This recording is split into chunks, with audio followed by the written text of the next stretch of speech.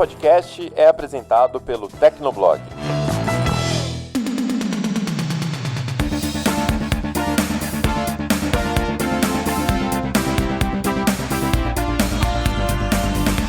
Olá, ouvinte! Seja bem-vindo! Está começando mais um episódio do Tecnocast. Eu sou o Thiago Mobilon. Eu sou o Paulo Riga. E eu sou o Pedro Quinotti. A Polícia Federal planeja implementar um novo sistema de coleta, armazenamento e cruzamento de dados pessoais. A solução automatizada de identificação biométrica teria capacidade para armazenar informações sensíveis de centenas de milhões de pessoas. No episódio de hoje, conversamos com Christian Perrone, lá do Instituto de Tecnologia e Sociedade, o ITS-Rio, e vamos entender melhor esse sistema e as discussões sérias que ele vem levantando. Aguenta aí que a gente já começa.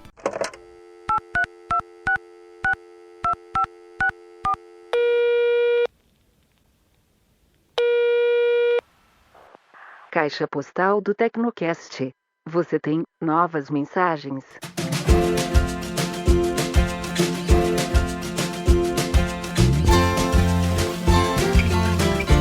Caixa postal do Tecnocast. Se você não quiser acompanhar com a gente, pode pular o episódio para 9 minutos e 55 segundos. Vamos lá, Riga, qual que é a primeira mensagem aí? É um e-mail do Marcelo Coutin, ele tem 46 anos, é engenheiro eletrônico atuando no mercado de óleo e gás.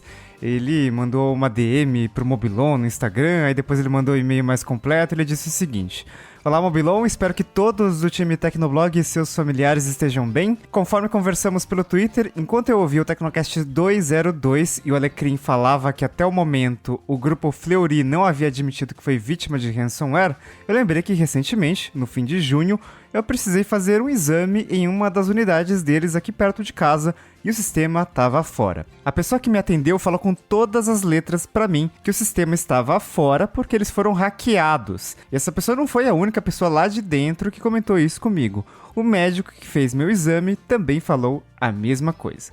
Aliás, ele também comentou comigo que estava rolando um papo nos corredores, a famosa rádio peão, de que poderia ter sido algum funcionário de TI que foi demitido e o cara conhecia a rede e as brechas, ou seja, pode ter sido represália de alguém insatisfeito com a demissão. Sinceramente, eu acho isso a maior teoria da conspiração. O cidadão ou cidadã teria que ter muita coragem para promover uma represália desse porte. Acredito mais em ransomware plantado por grupo de hackers mesmo, até porque não existe rede 100% segura e tem sempre alguém de TI esquecendo de configurar alguma coisa. Alguns dias atrás, eu recebi um e-mail do grupo Fleury informando sobre um, aspas, incidente cibernético que afetou o sistema deles. Eles não usaram a expressão ransomware em nenhum trecho, eles tomaram esse cuidado, como vocês podem ver na íntegra da mensagem que eu estou encaminhando para vocês. Parabéns pelo ótimo trabalho que vocês vêm realizando. E aí a mensagem encaminhada é basicamente o que ele conta, né? Meio que uma ensaboada, uma amenizada na questão e realmente sem esclarecer, né? Se foi um ransomware, enfim, que tipo de ataque ou se foi um ataque, né? Não deixaram isso muito claro. Mas esse era o lado que a gente já sabia também, né, Riga? Que eles não admitiram e ficou meio que no ar, assim, o que rolou.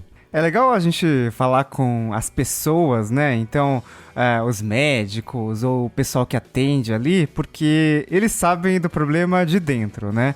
E o que vem pra fora, tipo essa mensagem do grupo Fleury falando que teve um incidente cibernético, essa mensagem é feita, obviamente, está assinado ali pelo presidente, mas obviamente foi feito pela equipe de comunicação. Isso foi, voltou. Ah, não, passa pelo jurídico ali. Ah, tem que trocar esse termo aqui, volta de novo. E aí, a mensagem que vem pra gente, obviamente, ela não pode colocar a empresa em risco ou causar qualquer tipo de questionamento complicado para a empresa. Então, é uma mensagem muito bem calculada. Mas é claro que as pessoas que trabalham lá dentro provavelmente sabem de mais coisas. É igual quando a gente tem algum problema com, sei lá, alguma empresa, alguma operadora e a gente pergunta ali para assessoria de imprensa ou para o pessoal de comunicação e eles não sabem muito bem ainda o que aconteceu, ou dão aquela resposta super genérica e tal. E aí a gente vai lá pro saque, para algum atendimento ali, e o cara fala tudo, porque ele já recebeu a informação, né? Ele tá sendo perguntado por todo mundo ali e já bolaram uma resposta ali pro cliente entender por que não tá funcionando, né? E a próxima mensagem é do Rodrigo Dias, é um comentário que ele deixou lá na comunidade do Tecnoblog. Diz o seguinte: sobre o podcast da Netflix, vocês falaram sobre a experiência de ver o filme no cinema e outros fatores associados à mesma. Por muito tempo, na cidade onde eu moro, nunca teve cinema. Só foi ter de 2 anos pra cá, quando inauguraram um shopping por aqui. Pra ir no cinema, teria que ir na cidade vizinha, dentro do shopping dessa outra cidade. Não sei como é que tá a situação agora, até porque depois que começou a pandemia, eu nunca mais pisei num shopping. Eu só volto depois de vacinado, mas pra mim tanto faz assistir no cinema ou no streaming. O que precisamos entender é que a dinâmica mudou de vez. Os cinemas físicos podem até não acabar, mas vão precisar rever muitos conceitos. E sobre a quantidade de opções de streaming, a tendência vai ser essa mesmo, de ficar pulando de plataforma em plataforma, porque não vai haver bolso para tanto serviço. Um abraço a todos. E o Rodrigo Dias não respondeu a pergunta final, né, de qual é a escolha dele dos 3 serviços que ele quer manter na assinatura, ainda mais depois que a gente falou, né, que se assinar todos os serviços juntos, não dá o preço do plano novo do Netflix aí que subiu para R$54, né, R$55. Você já sabe, Riga, qual você usaria? Cara, eu recebi uma senha de HBO Max aqui da produção, que aproveitou ali a promoção de 50% pra vida toda e tal, então não tô pagando. A Netflix, produção, no caso eu, né? Não é bem a produção. Netflix, conta compartilhada, não tô pagando também. Apple One eu pago, então tem espaço ali no iCloud, tá compartilhado, aí vem o Apple TV Plus de lambuja, bem legal, Trying, por exemplo, mas ok, eu pago porque tá incluso, assim, não assinaria, acho, Apple TV Plus só. E Disney Plus tá parado, então eu assinei ali, peguei 40%, eu acho, de desconto pelo Mercado Pago, né, porque eu tinha um nível bom ali, e aí teve um desconto durante um ano, vai expirar logo agora em novembro, e eu não devo continuar porque, sei lá, tá parado. Então, cada vez que alguém fala de algum streaming novo, me dá uma deprê, sabe? Porque eu assino umas coisas aqui, tá tudo parado lá, não dá tempo de ver e tal, aí fica... não quero nada, então. Ai, cara, e eu comecei a fazer a faculdade, aí comecei a pensar, tipo, puta, mas não dou conta, né? Ainda tem streaming pra assistir, tem livro na fila pra ler, tem a bateria que eu não tô tocando quanto deveria, a guitarra, coitada, tá enferrujada já, faz 1 ano que eu não mexo nela. Não dá tempo, né? A última vez que eu usei o AirPlay na TV foi pra ver na tela grande uma aula de matemática financeira. Não recomendo, gente. Mas é super bom, porque fica grande a tela e geralmente o negócio é branco, assim, então à noite você acorda de uma forma, assim, nossa, é bem impressionante, assim. Melhor que o café solúvel, né, Riga? Bem melhor. Bem melhor que esquentar água no micro-ondas ali, jogar nesse café e... Bem melhor. Resolve qualquer coisa. Produção, já que Riga citou produção, o que você tá assinando aí de streaming? Quais você manteria na carteira, Josué, nosso produtor aqui? Atualmente eu assino a Netflix, o Prime, porque, enfim, já tá meio que ali, né? Então vem com o Prime Video, vem no pacote do Prime. A HBO Go, porque eu realmente gosto das séries. E atualmente é isso. A gente já chegou a assinar o Telecine Play aqui em casa, mas deixamos de lado, porque meio que esgotamos as opções ali, as possibilidades de filme. Mas nesse momento eu tô nessa estatística aí de 3 streamings, assim. E tá provavelmente... dentro, então. E tô dentro, a gente talvez não renove o Prime, porque não tem muita coisa interessante pra nós, então talvez eu caia pra 2 e fique abaixo da média. Mas o lance pra mim do Netflix que me força a ficar é porque tem muitas coisas que ainda vão sair que eu tô esperando. Então tem filmes exclusivos que eles fecharam, ou com alguns produtores ou criadores que eu gosto, que vão estrear ao longo do ano, mas tipo, não vão estrear agora. Então eu tô meio que preso. O Netflix conseguiu me fazer de refém, e eu sou uma vítima. Eu tô nessa relação abusiva com o Netflix. E provavelmente não vou me desfazer. Você é o cara da DC, né? Você já falou lá no Tecnochat que você é anti-Marvetes. Isso, Marvetes fora. Por isso que é legal ter, no meu caso, mais falando sério, se você gosta da DC, é mais interessante a HBO Max, porque tem as coisas da DC, porque a DC faz parte da Warner, que é dona da HBO Max. Então tem as animações, tem os filmes, que vários deles são de gosto duvidoso, mas enfim. Superman do Brandon Routh lá. Esse é bom, né? Se você acha, quem sou eu? Você é meu chefe, eu não vou ficar questionando seus gostos. O pior que eu já vi, já. É bem ruimzinho. Bom, é isso, e-mails lidos, comentários lidos, bora pra pauta? Vamos lá.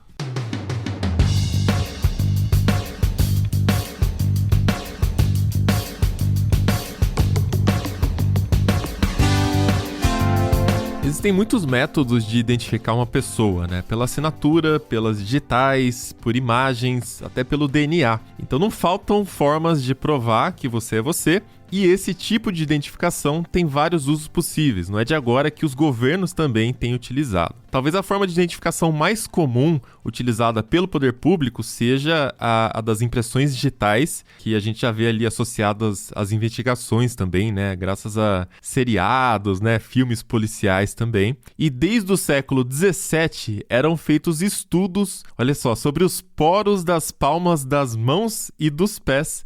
E aos poucos, ao longo dos séculos, foi se desenvolvendo esse entendimento que o desenho aqui, entre aspas, das digitais de cada um é algo exclusivo e irreplicável. Ali em meados do século XIX, as impressões digitais começaram a ser usadas para identificar os prisioneiros quando eles entravam e saíam da cadeia e também para identificar recebedores de benefícios, como pensões, cadáveres de desconhecidos e, posteriormente, viu-se também que era possível utilizar isso para identificar e descartar suspeitos de crimes. Então dá para ver que desde cedo, há muito tempo, esse método de identificação ele foi apropriado pelas autoridades e pelo governo como um todo, né? E a gente se acostumou com a ideia do Estado usando esses métodos para identificar as pessoas, pelo menos em alguns contextos. Só que aí o tempo passou, as formas de identificação elas foram evoluindo cada vez mais e aí começou a ter uma discussão maior a respeito de como o Estado vai lidar com esses dados pessoais da população.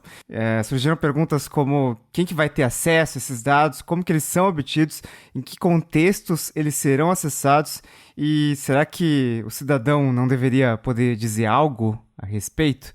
E tem também, claro, preocupações em relação a governos específicos. A gente sabe que tem países, governos mais autoritários que podem usar dados recolhidos como reconhecimento facial, por exemplo, para atacar adversários políticos. Então abre todo tipo de problema, né? A gente tem uns exemplos desse uso problemático de métodos de identificação por autoridades. Na Rússia, algumas autoridades usam justamente o reconhecimento facial para identificar pessoas em protestos da oposição e vão atrás delas nas próprias casas. Para piorar, o sistema utilizado está sujeito a vazamentos, tanto que as informações extraídas de lá elas podem ser facilmente compradas dentro do mercado negro. Tem até um nome para esse tipo de mercado, que é Probiv. Uma coisa parecida acontece na China, com o uso de diversos métodos, inclusive do próprio reconhecimento facial, para rastrear e identificar quais são as pessoas que protestam contra o país e a favor de Hong Kong. Além disso, tem uma suspeita de que esse sistema seja muito inseguro, como aponta uma reportagem de 2019 do New York Times, que indica que esses servidores estão muito sujeitos a vazamentos. Nos Estados Unidos, em particular, teve um caso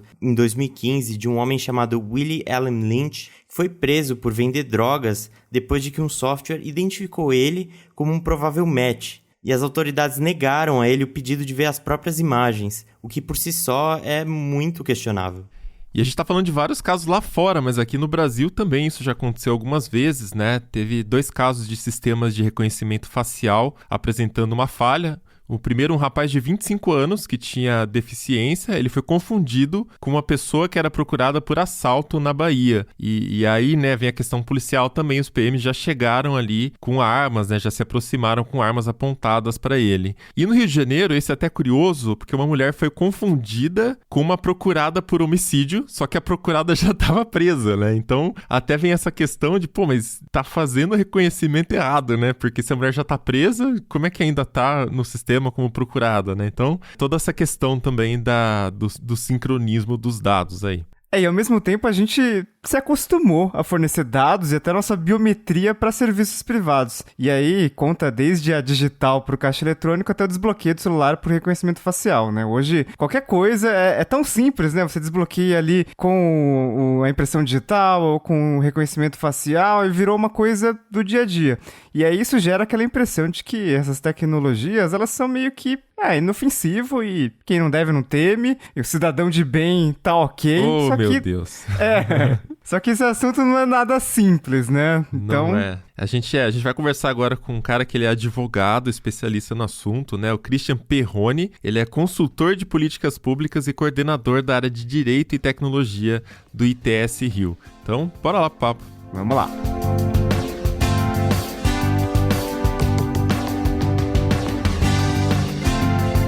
Christian, tudo bem? Bem-vindo ao Tecnocast e obrigado pela participação. É um prazer estar aqui com vocês, assim, é sempre bom falar sobre temas que são super importantes para a realidade nacional, mas que tudo sempre ligando tecnologia, sociedade e regulação, é claro. Legal. E, Christian, muita gente associa a biometria à impressão digital, né? Acho que foi onde a gente começou ali, ainda no analógico, então o pessoal já pensa direto nisso. Mas a biometria, ela é qualquer coisa que pode verificar a sua identidade a partir de algum atributo biológico.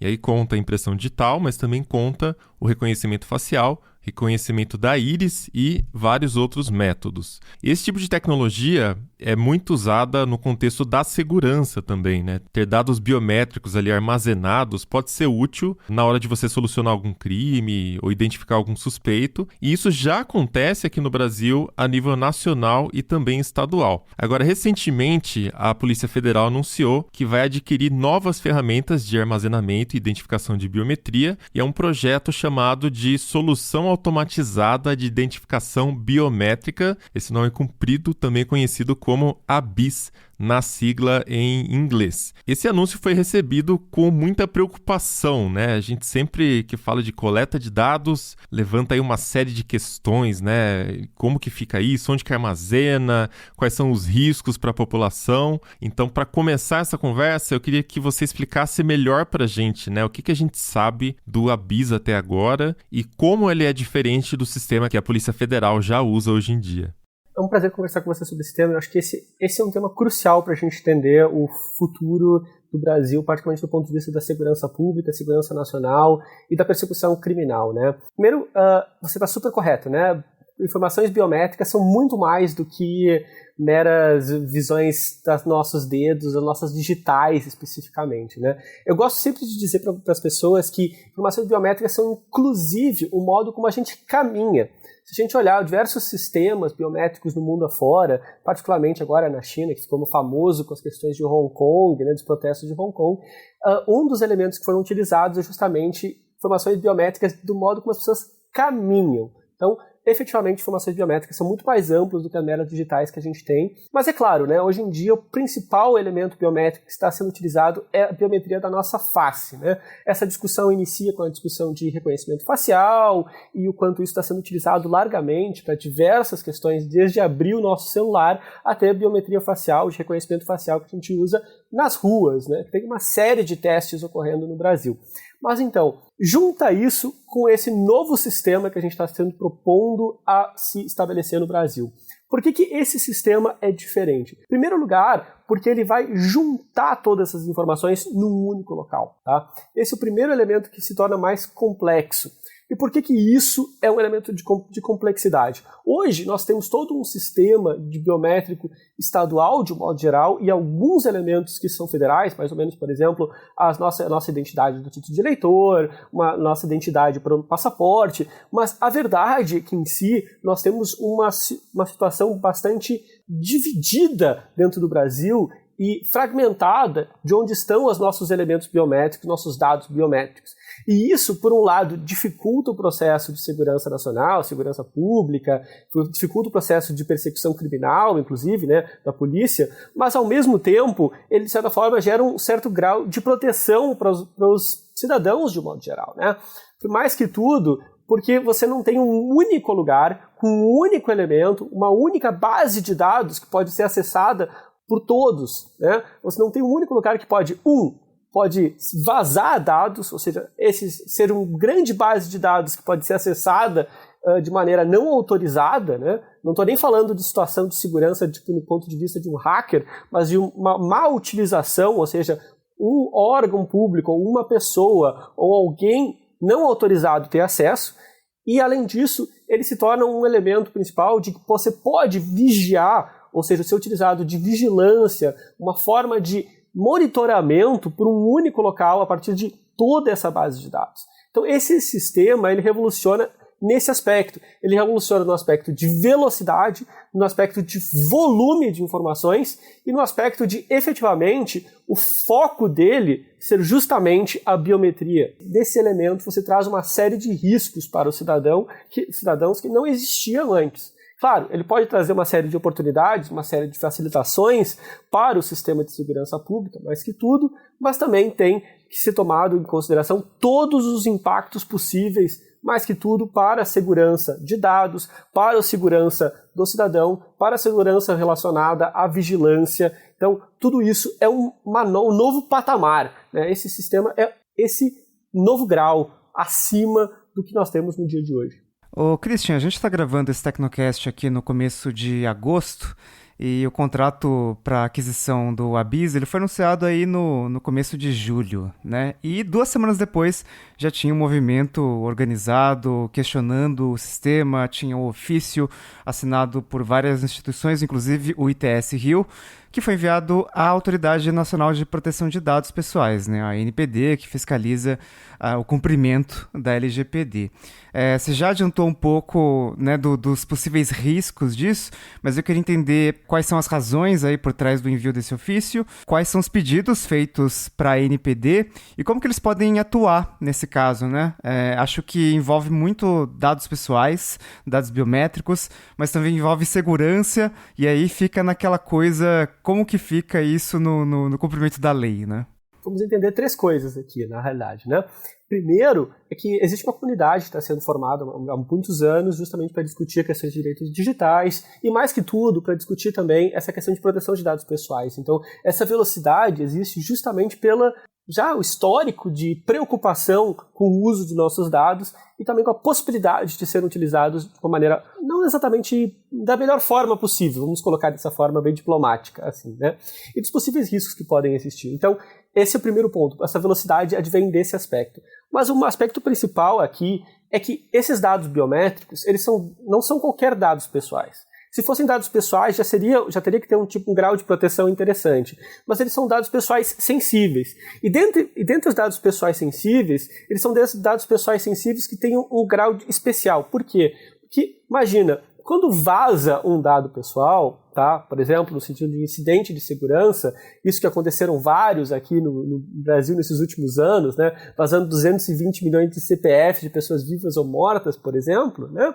Mas por que o dado biométrico é diferente? Porque se vazou um dado pessoal, vários deles, você pode modificar. Por exemplo, seu e-mail você pode modificar, a sua senha do banco você pode modificar, o seu senha do cartão de crédito você pode modificar, o dado do cartão de crédito você pode modificar, mas um dado biométrico você não tem como modificar. A não ser com muita dificuldade você consegue modificar o seu rosto, por exemplo.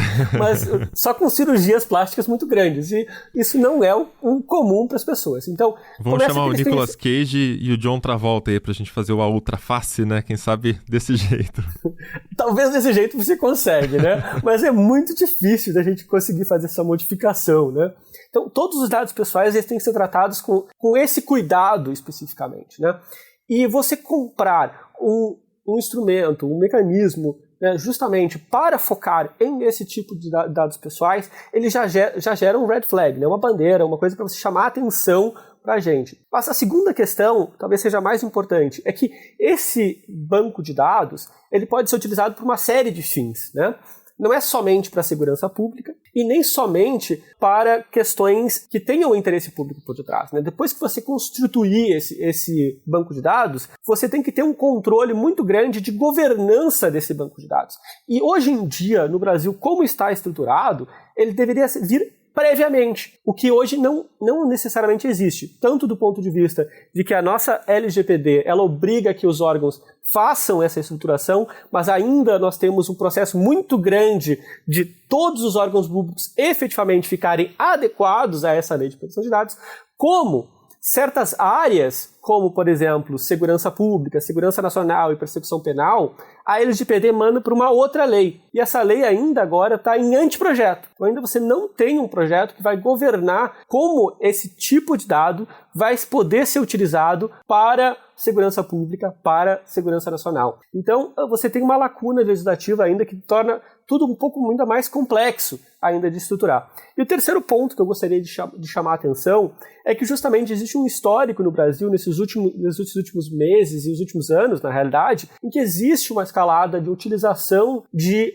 ferramentas tecnológicas para uma série de funções, particularmente segurança pública, e nós temos, digamos assim, um histórico não exatamente perfeito com relação a isso. Vou mostrar só para vocês dar um exemplo dos testes que foram utilizados com reconhecimento facial em uma série de estados e cidades no Brasil. Por exemplo, o que aconteceu no Rio de Janeiro, em Copacabana. Se a gente for olhar isso, uma série de situações mostrou que a utilização daquela tecnologia não era perfeito. Muito antes, pelo contrário, tinha uma série de erros, uma série de espaços que não eram acurados, não eram perfeitos, e acabava impactando, que é mais complexo ainda, uma parcela significativa da população. Mais que tudo, a população negra do Brasil acaba sendo muito mais impactada pelos problemas advindos da utilização desse elemento tecnológico. Então, nesse sentido, o histórico do Brasil com relação à implementação desse tipo de tecnologia, ou melhor, desses tipos de tecnologias relacionadas para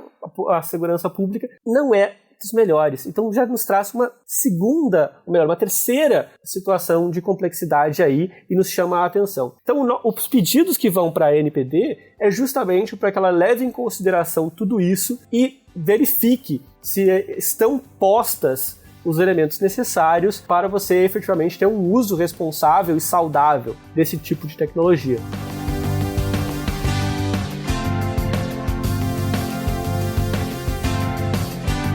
Christian, as sanções da LGPD, elas começaram a valer a partir do dia 2 de agosto, né? A partir de domingo, na verdade, isso, dia 1º. E a ANPD confirmou ao Tecnoblog que ainda não abriu investigações, não há uma lista de investigações pendentes, apesar de mega vazamentos de CPF, vazamentos de número de telefone, nome próprio. E eu gostaria de saber, isso preocupa você, referente ao pedido que vocês fizeram para a ANPD? Ele não ter aberto uma investigação preocupa o ITS Rio e as outras instituições que fizeram esse pedido?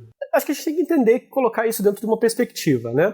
A gente tem que entender que, por um lado, a ANPD é uma instituição relativamente pequena, comparado com seus pares internacionalmente falando, né? Só para dar um exemplo, a Autoridade de Proteção de Dados da Inglaterra tem 750 pessoas. A Autoridade de Proteção de Dados da Espanha são países com população muito menor do que o Brasil, tem mais de 300 pessoas participando. A ANPD, se eu não me engano, tem entre 33 a 37 pessoas participando.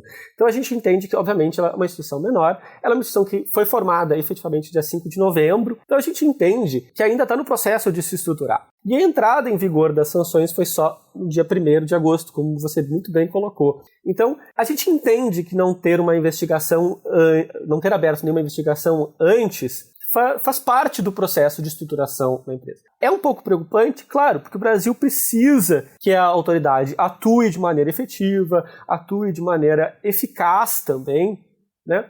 Mas a gente percebe que em alguns pontos a ANPD já avançou. Por exemplo, no caso da discussão sobre a política de privacidade do WhatsApp, ela conseguiu articular com uma série de outros órgãos do Brasil uma atuação frente a isso, para colocar em xeque, de alguma forma, perguntar para o WhatsApp como vai ser essa política, como vai ser a estruturação. A gente já viu a atuação da ANPD em diversas áreas com relação ao vazamento, a envio para a Polícia Federal de uma série de questões relacionadas ao grande vazamento de 223 milhões de CPFs. Então, a gente vai nesse processo pensando que realmente deve existir uma atuação. Além disso, assim, eu acho que eu posso abrir para vocês e dizer que já tivemos uma resposta do presidente da ANPD que diz que efetivamente eles devem conduzir algo nesse sentido, devem indicar alguma coisa nesse contexto.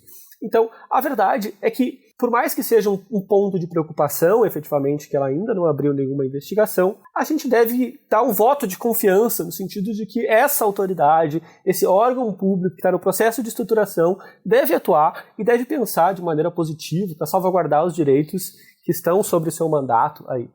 Ô Christian, mas assim, por que autorizaram essa compra agora, né? Porque as gestões anteriores da Polícia Federal já tinham solicitado para o Tribunal de Contas da União a aquisição de um sistema como esse do ABIS, né? Mas os pedidos foram negados. E o que faltava antes? O que mudou agora que foi feita essa autorização? Essa é uma boa pergunta. Eu não saberia dizer do ponto de vista do TCU não, tá? Mas eu posso dizer que, efetivamente, o contexto do Brasil modificou.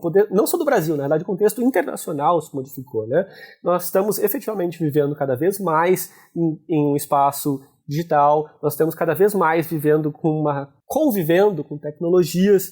Então, nos parece um puxo no sentido de você utilizar efetivamente mais tecnologias para resolver uma série de questões da sociedade brasileira. Uma delas, obviamente, é a questão de segurança pública. Dentro desse governo, de uma série de outros governos estaduais e municipais, a segurança pública se tornou uma bandeira significativa, né? Então, efetivamente, você capacitar a Polícia Federal com esses elementos tem um impacto significativo na percepção social de que, efetivamente, nós temos maior segurança. Se isso se acaba impactando efetivamente em ter mais segurança para o cidadão no sentido do seu dia a dia, aí é uma outra pergunta.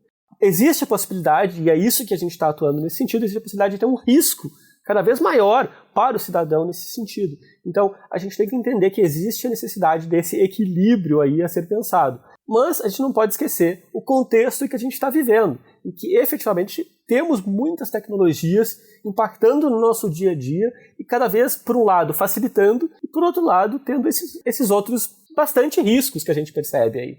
Christian, à primeira vista, a gente sabe que as secretarias de segurança estaduais, elas guardam dados biométricos das pessoas, né? Elas gerenciam tudo aquilo. O ABIS, para quem olha de fora, parece uma tentativa ali de unificar, né? Então, fazer um banco de dados nacional para que as polícias estaduais elas não dependam só dos seus próprios sistemas. Então, parece que faz sentido, assim, fica mais organizado. E eu queria entender, o problema do ABIS é o escopo, né, o fato de ser uma base biométrica nacional, ou é uma forma como, uma questão relacionada à forma como ele está sendo apresentado, né, ou está sendo gerido, né?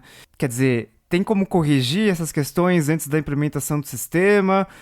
Os problemas do ABIS são porque ele é uma base nacional? Como que deveria ser feito isso? Eu acho que são as duas coisas. Primeiro, como eu mencionei, é o volume, né? O volume de dados, quando você unifica numa base única uma quantidade enorme de dados pessoais, ele tende a atrair a atenção, né, de entes não necessariamente bem intencionados, digamos assim, né? Primeiro, pela possibilidade de incidentes de segurança da informação, em segundo, efetivamente por maus usos possíveis que você pode ter do ponto de vista até agora em usos inadequados, né? Vou dar um exemplo que não tem nada a ver com o Brasil, mas que poderia de alguma forma ser utilizado. Não vou dizer que isso tenha a ver com a possibilidade da Polícia Federal, nem nada disso, mas poderia ser utilizado, né? Existe um exemplo, ano passado, quando a gente ainda podia viajar, eu estava na Índia e eles estavam dizendo sobre o sistema de identidade digital da Índia, né? E que ele se unifica uma série de bases de dados de diversas áreas, né? Inclusive bases da polícia. Tá? E um dos exemplos que me comentaram assim, na época era justamente o fato de um policial que queria saber o que estava acontecendo com a sua filha e ele acabou seguindo por diversas câmeras, utilizando por ter acesso a esses diversos sistemas de tecnologia, seguindo por diversas câmeras dentro da cidade de Delhi, aonde a filha dele ia. Obviamente, ele tinha acesso por ser policial, obviamente, a ideia era servir o interesse público, obviamente, a lógica era você satisfazer essa ideia de segurança pública, mas estavam mal utilizando essa autorização. Tá? Então isso é um problema. Tem a ver com o sistema? Não. Tem a ver com o volume de dados? Não necessariamente. É um problema da governança de dados. Mas o fato de você ter o volume muito grande torna o problema de governança de dados muito mais complicado de ser resolvido. Então você necessariamente precisaria ter uma série de salvaguardas e garantias propostas antes de você ter a implementação desse tipo de sistema nacional, a nível nacional. E tá? Como você controla isso, Christian? Porque assim, me veio na cabeça aqui de imediato o filme Snowden. Acho que o ouvinte do Tecnocast já deve ter assistido também, mas naquele caso era sobre o vazamento que ocorreu lá da NSA, né, que estava espionando todos os computadores e tal.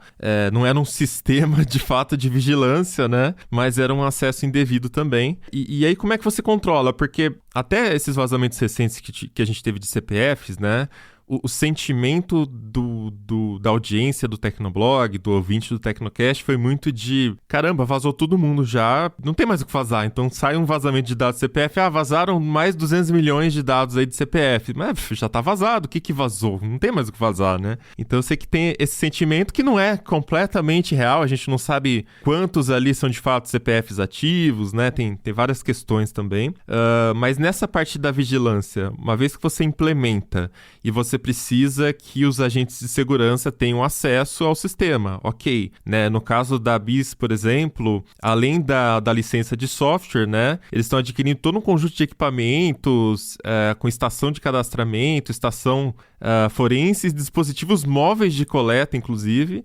verificação e identificação de alto padrão tecnológico. Então, assim, vai estar em todo lugar e tudo conectado à central, né? O policial que está lá na rua com o equipamento, ele consegue acessar os dados da central também. E aí, como é que você controla? Para ter a segurança, o agente tem que ter acesso. Mas se ele tem acesso, como é que você limita o acesso, né? Como é que... Isso que eu não consigo entender. Como é que você faz esse controle?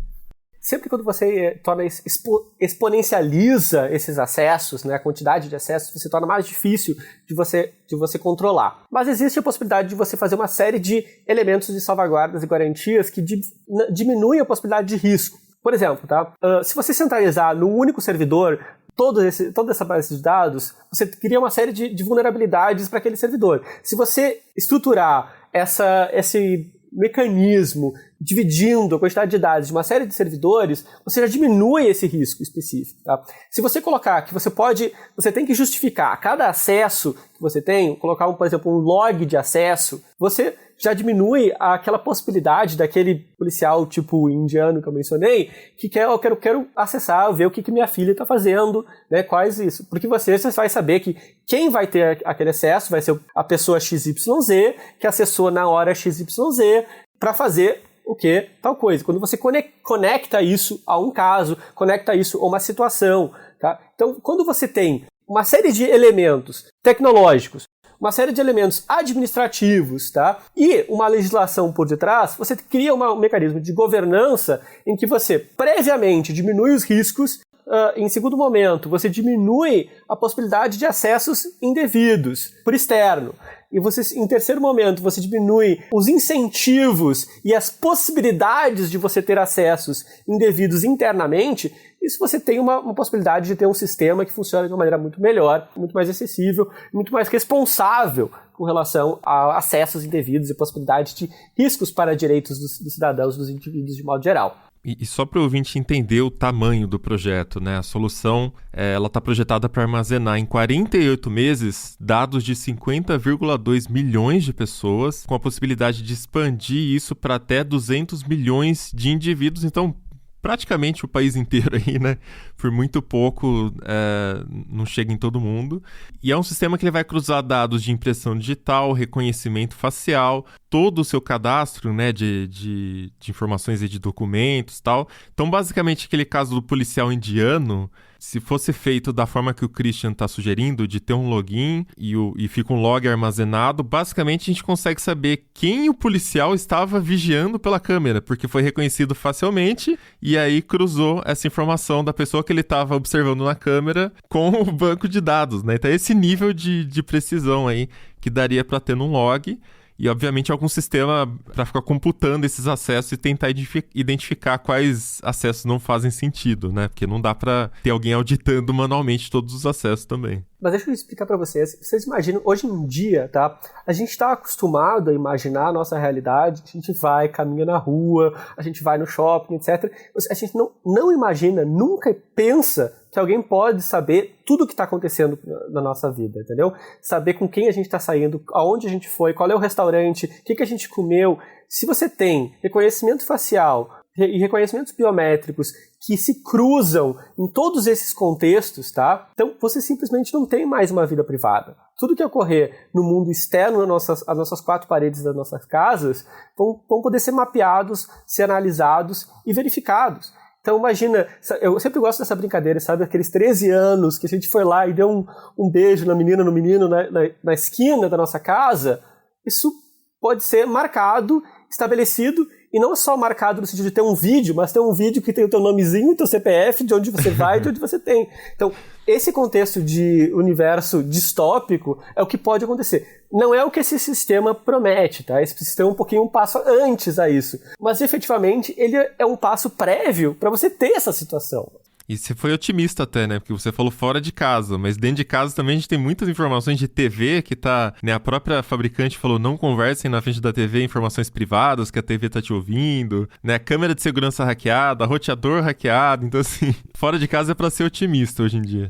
Mas deixa eu comentar com vocês uma coisa que para mim, há 14 anos atrás, quando eu estava na Alemanha fazendo parte da minha faculdade lá, eu fiz um estágio numa instituição que se chama BaFin, tá? Que é a instituição digamos assim, que serve para supervisionar as questões financeiras, tá? E eles tinham a capacidade de requerer os vídeos de qualquer clube, de qualquer empresa, de qualquer lugar. E a pergunta que eu fiz para eles foi o seguinte: tá, mas vocês não têm medo que alguém vai utilizar de maneira ilegal, né? Utilizar para fins escusos, né? E eles me fizeram essa pergunta: como assim utilizar para fins escusos? Mas essa é a primeira pergunta que eu imagino que um brasileiro vai pensar. Gente, né, que inocência. de como utilizar. Tipo o sistema bancário no Brasil é um dos mais avançados do mundo, porque a gente sabe como burlar algum sistema, né? Então já tá... Tem quem burle, um monte de gente pra tentar burlar a segurança, e tem um monte de gente pra tentar fazer a segurança. Mas isso tudo me lembra a história da Uber, né? A Uber, durante um tempo ali, teve aquele modo Deus, que alguns executivos, na verdade, não se sabe até hoje quem tinha acesso a esse tipo de recurso na Uber, que eles podiam ver a localização de qualquer pessoa, de qualquer usuário. E tem um livro da A Guerra pela Uber, do Mike Isaac, que ele entrevistou fontes, né, em off ali pra comentar como é que eram os bastidores da Uber, a empresa, o CEO loucão lá, que não é mais CEO, enfim. E ele falava: olha, eu vou falar com você, mas faz o seguinte, venha de carro próprio e desligue o celular, não traga o celular. Porque o cara sabe como o negócio é feito, Nossa. sabe? Então, e nesses sistemas públicos, né, de segurança, governo e tal, tem que ter uma transparência, né? Pô, a gente não sabe como estão sendo tratados os dados, quem tem acesso a esses dados. Então, realmente, fica bem complicado. Você fala muito bem, a gente não sabe necessariamente quando tem acesso, porque justamente se a gente não tiver um sistema de governança de dados estabelecido, uma regulação que realmente te obrigue a fazer uma série de salvaguardas, uma série de garantias, você abre espaço para maus usos, né?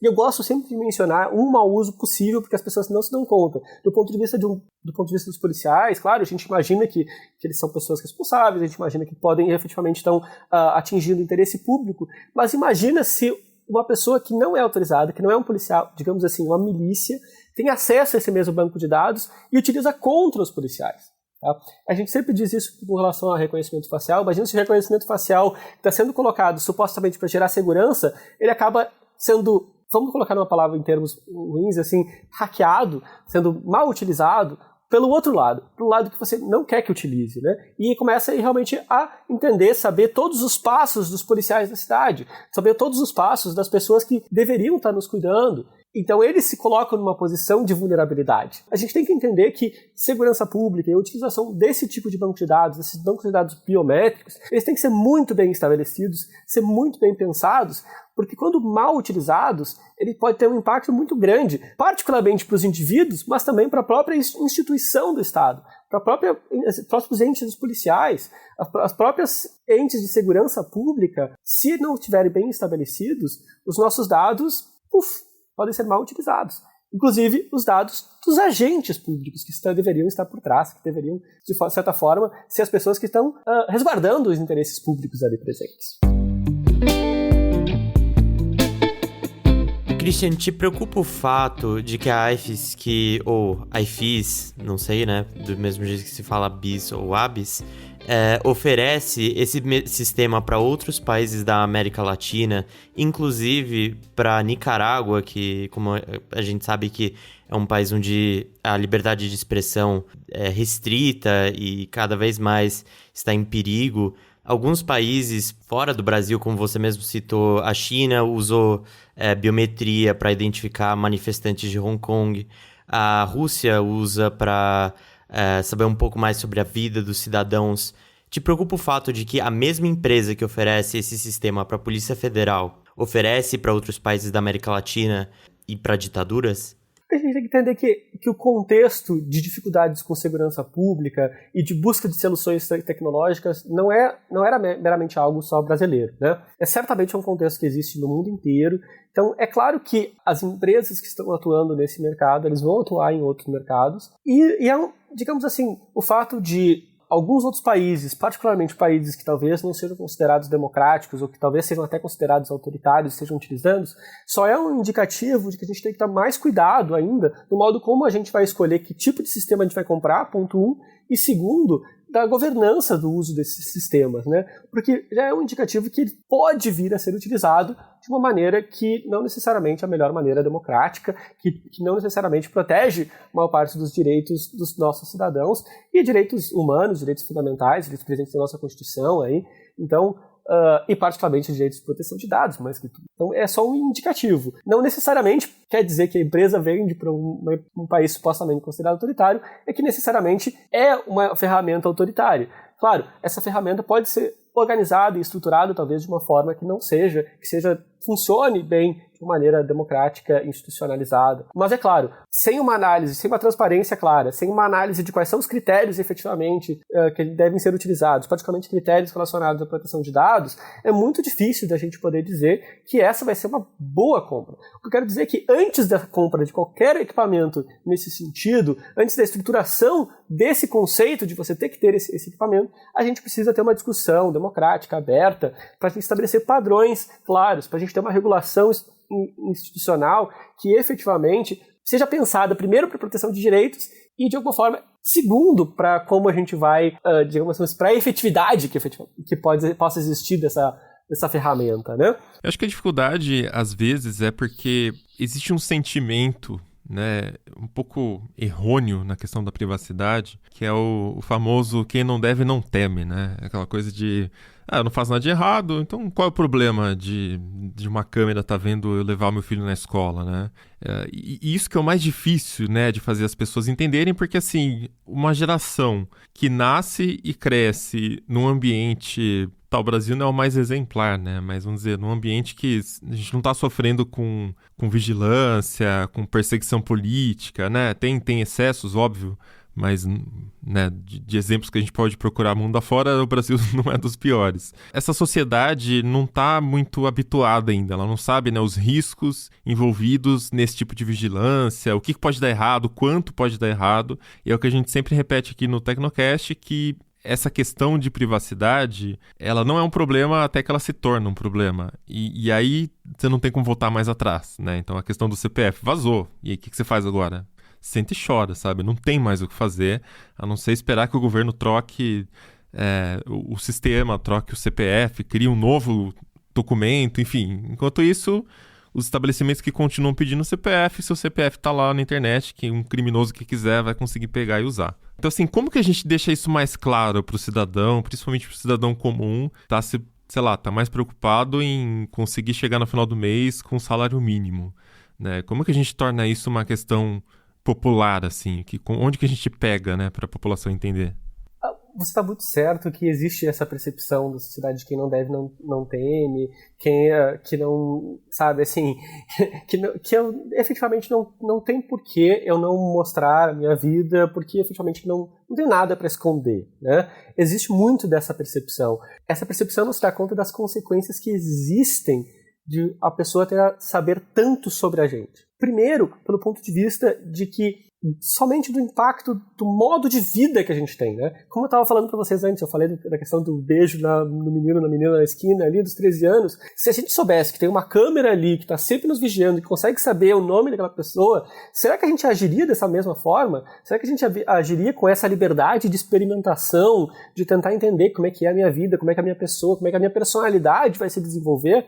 Eu tenderia a dizer que a resposta é simplesmente não. Que sempre que você tem alguém sempre te vigiando, e você sabe que essa vigilância acontece, você certamente age de maneira diferente. Você experimenta menos, toma riscos menores. É uma tendência natural das pessoas de agirem dessa forma. E com isso a gente perde uma N capacidade de desenvolvimento. E isso eu estou falando tanto em pessoas adultas, mas é muito maior se a gente pensar nas crianças e nos adolescentes, né? A gente já vê o quanto os adolescentes agora, que têm redes sociais o tempo inteiro, estão sempre conectados, eles já são impactados pelo bullying virtual, por todas essas questões, e isso é só o primeiro espaço de um grande iceberg de questões que podem existir. Começam daí com os maus usos que podem ocorrer, que justamente se a pessoa souber que você vai 3 vezes na semana no supermercado, que nesse supermercado você não só compra a comida do dia, mas compra talvez uma garrafa de vinho, uma garrafa de cerveja todas as vezes, a pessoa pode presumir que você é alcoólatra, alcoolista e não querer te contratar. Então esse impacto é que existe. Imagina que o seu empregador consegue saber isso. Imagina que você entrega os seus dados para aquela... Eu acho super legal uma piadinha que na realidade é uma distopia possível, né?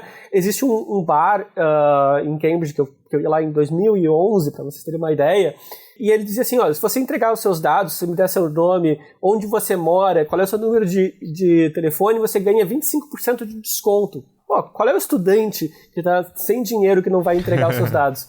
Mas a grande pergunta ainda, né? Num pub. Exato. Qual é o estudante que não vai entregar os seus dados? Mas você nunca perguntou para aquela pessoa se ele não está vendendo os seus dados para a escola, por exemplo. Ou para um empregador futuro que, sabendo o seu nome, onde você mora, onde você estudou, todos esses elementos podem impactar no seu dia a dia, inclusive naqueles R$1.000 ou no salário mínimo que a pessoa vai ganhar no futuro, ou nos outros salários que ela pode vir a se desenvolver de qualquer forma, entendeu? Então, a grande questão é, a entrega dos seus dados talvez hoje não pareça nada, mas as consequências podem ser justamente a diferença entre você ter acesso a um seguro e saúde, é você ter acesso a um emprego digno, é você ter acesso a uma moradia. Imagina que você está falando sobre orientação sexual, por exemplo, num país que você vai para a Rússia, por exemplo, que você não tem as mesmas proteções contra a discriminação baseada em orientação sexual. E você entregou o seu dado para uma empresa no Brasil, mas que vendeu para uma empresa internacional os seus dados. E daí, de repente, você se mudou para aquele país e você não consegue uma moradia porque, efetivamente, os seus dados estão identificados lá, e aí aparece que você tem esse elemento aí com relação à sua orientação sexual. E aí? Então, as consequências podem aparentemente ser pequenas nos dias de hoje, mas elas têm ramificações enormes para o nosso dia a dia, né? O último exemplo imagina aquele momento idiota de que você bebeu demais e falou besteira para alguém. Imagina se isso nunca pudesse mais ser apagado e pudesse ser sempre relembrado. Né? Imagina aquela mensagem de assim, o drunk dial, né? Aquela mensagem bêbada que você mandou, eu amo você, para a pessoa XYZ, e nunca mais ser apagado e sempre lembrado para você no resto da vida. Ou então aquele momento de idiota da faculdade ou, sei lá, no colégio, em que você fez aquela besteira, caiu no chão, o que for, e isso sempre ser lembrado quando mencionar o seu nome.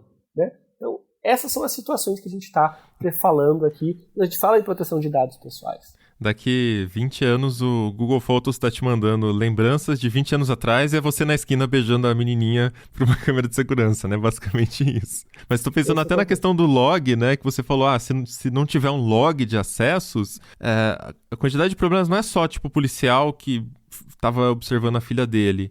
Vamos supor que... Porque vamos lembrar que são seres humanos, né? Independente da farda, do cargo, são seres humanos.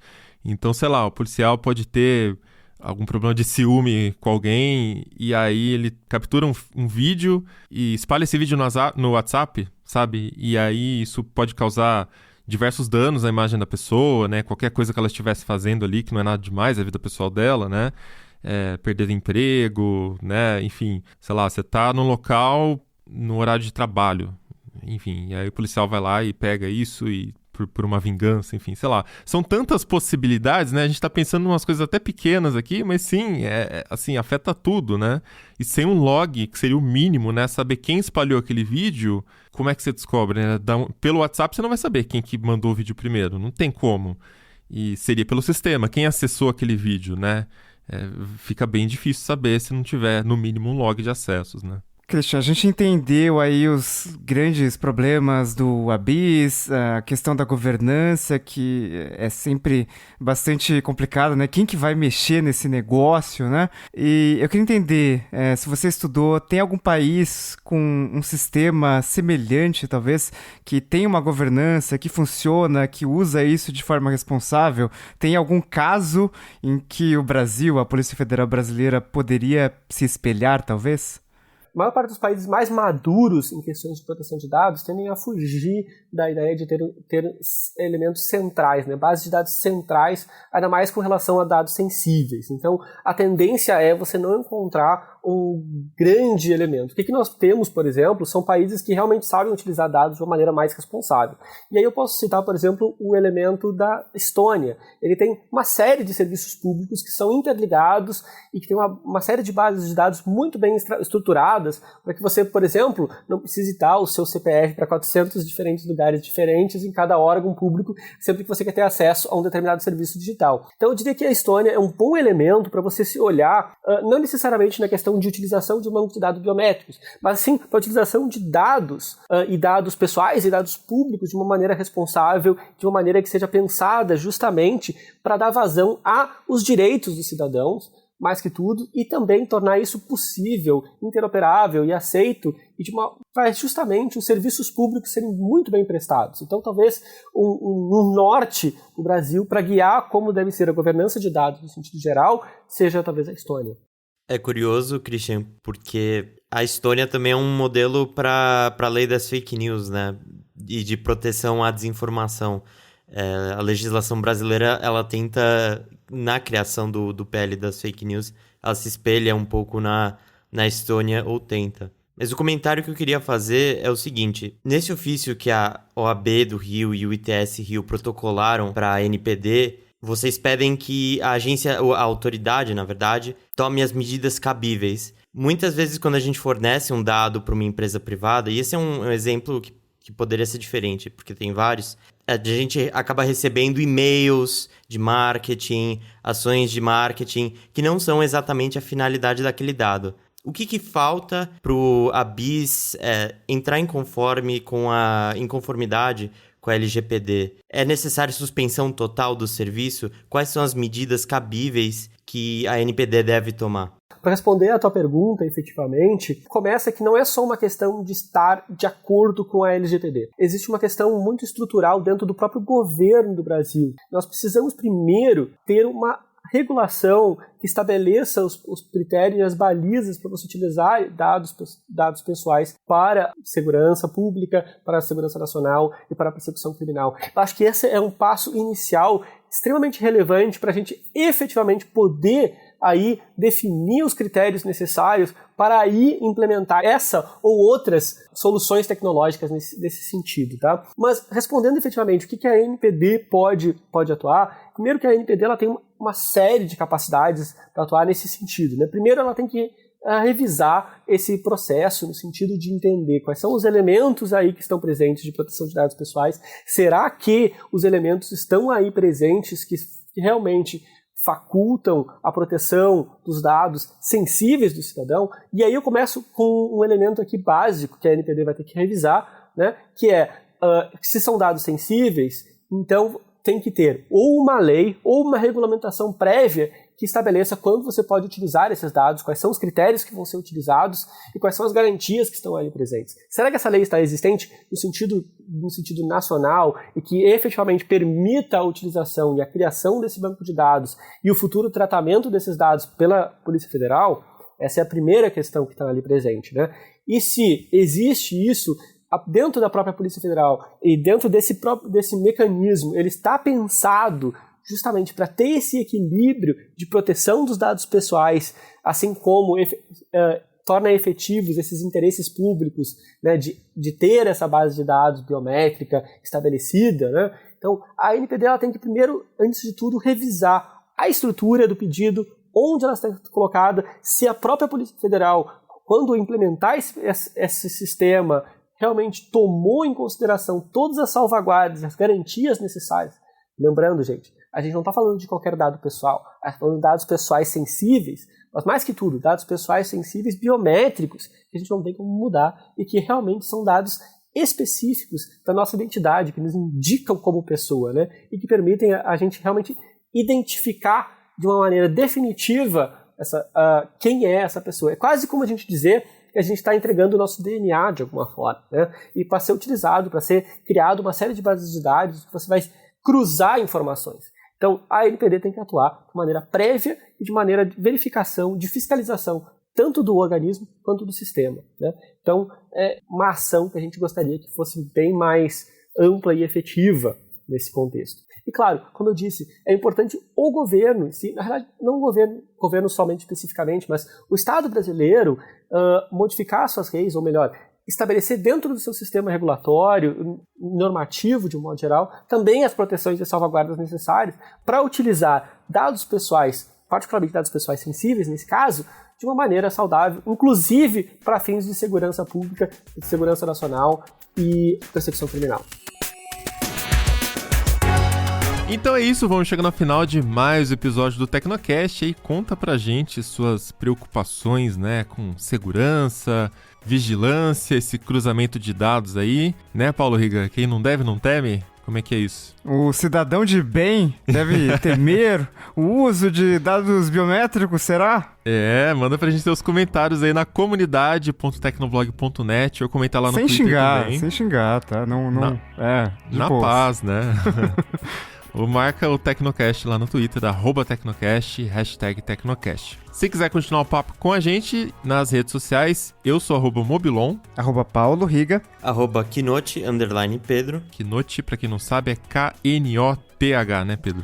Isso, correto. É um sobrenome espinhento, mas... Espinhento. Este Tecnocast foi produzido pelo Josué de Oliveira, editado pelo Paulo Barba e a arte da capa é do Vitor Pádua. A gente fica por aqui e voltamos com outro episódio semana que vem. Até lá. Tchau. Tchau.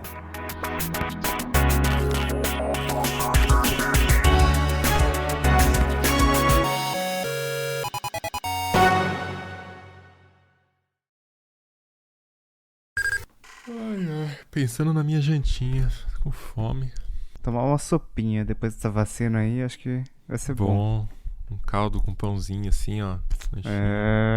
Geralmente eu faço um lanchinho, tipo um presunto e queijo frito, pãozinho na chapa, ou um salaminho com queijo. Frito, bro. Você nunca fez? Você bota o presunto, mussarela, 3 camadas de mussarela dentro, dobra, frita na frigideira assim, ó.